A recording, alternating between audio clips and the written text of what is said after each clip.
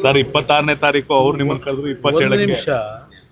ಇಲ್ಲಿ ಯಾವುದೇ ರೀತಿಯ ಸವಾಲು ಪ್ರತಿ ಸವಾಲಿನ ಪ್ರಶ್ನೆ ಅಲ್ಲ, ಪಂಥಾವನದ ಪ್ರಶ್ನೆನೂ ಅಲ್ಲ. ಈಗಾಗಲೇ ಈಗಿನ ಸರ್ಕಾರದಲ್ಲಿ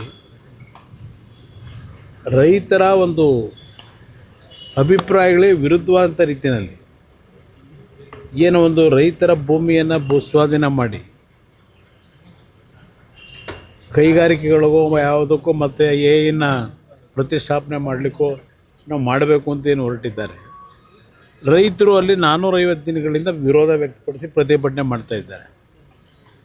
ಸರ್ಕಾರ ಹೇಳುತ್ತೆ 80% ಜನ ಒಪ್ಪಿದ್ದಾರೆ ಅಂತೇಳಿ, ರೈತರು ಹೇಳ್ತಾರೆ 70-80% ನಾವು ಒಪ್ಪಿಲ್ಲ ಅಂತಾರೆ. ಹಲವಾರು ರೀತಿಯ ಗೊಂದಲಗಳಿಂದ ಸೃಷ್ಟಿ ಇದೆ.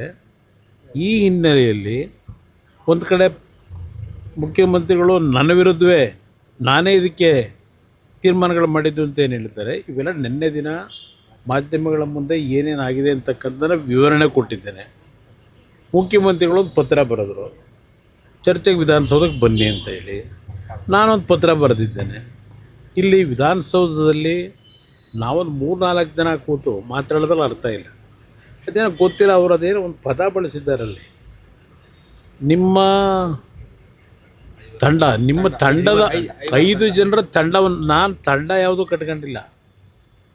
ತಂಡ ಬಹುಶಃ ಅವರಲ್ಲಿರ್ಬೋದು, ಅರ್ಥ ಕಟ್ಕೊಂಡಿರ್ಬೋದು. ನನಗೆ ಯಾವುದೇ ತಂಡ ಇಲ್ಲ. ಇರೋದು ನನಗೆ ಒಂದೇ ತಂಡ, ರೈತರ ಪರವಾಗಿರ್ತಕ್ಕಂಥ ತಂಡ.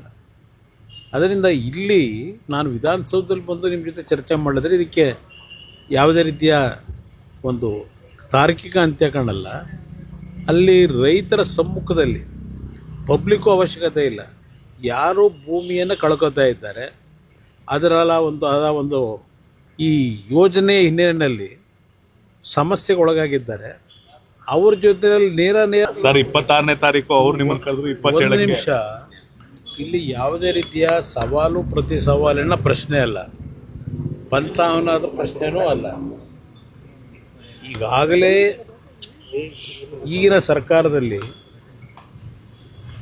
ರೈತರ ಒಂದು ಅಭಿಪ್ರಾಯಗಳೇ ವಿರುದ್ಧವಾದಂಥ ರೀತಿಯಲ್ಲಿ ಏನೋ ಒಂದು ರೈತರ ಭೂಮಿಯನ್ನು ಭೂಸ್ವಾಧೀನ ಮಾಡಿ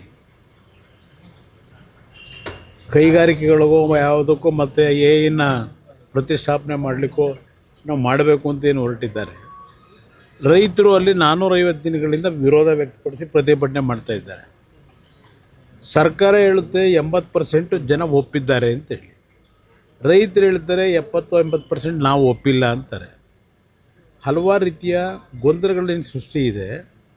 ಈ ಹಿನ್ನೆಲೆಯಲ್ಲಿ ಒಂದು ಕಡೆ ಮುಖ್ಯಮಂತ್ರಿಗಳು ನನ್ನ ವಿರುದ್ಧವೇ ನಾನೇ ಇದಕ್ಕೆ ತೀರ್ಮಾನಗಳು ಮಾಡಿದ್ದು ಅಂತ ಏನು ಹೇಳ್ತಾರೆ. ಇವೆಲ್ಲ ನಿನ್ನೆ ದಿನ ಮಾಧ್ಯಮಗಳ ಮುಂದೆ ಏನೇನಾಗಿದೆ ಅಂತಕ್ಕಂಥ ವಿವರಣೆ ಕೊಟ್ಟಿದ್ದೇನೆ. ಮುಖ್ಯಮಂತ್ರಿಗಳು ಒಂದು ಪತ್ರ ಬರೆದರು, ಚರ್ಚೆಗೆ ವಿಧಾನಸೌಧಕ್ಕೆ ಬನ್ನಿ ಅಂತ ಹೇಳಿ. ನಾನೊಂದು ಪತ್ರ ಬರೆದಿದ್ದೇನೆ. ಇಲ್ಲಿ ವಿಧಾನಸೌಧದಲ್ಲಿ ನಾವೊಂದು 3-4 ಜನ ಕೂತು ಮಾತಾಡೋದ್ರಲ್ಲಿ ಅರ್ಥ ಇಲ್ಲ. ಅದೇನೋ ಗೊತ್ತಿಲ್ಲ, ಅವರು ಅದೇನೋ ಒಂದು ಪದ ಬಳಸಿದ್ದಾರಲ್ಲಿ. ನಿಮ್ಮ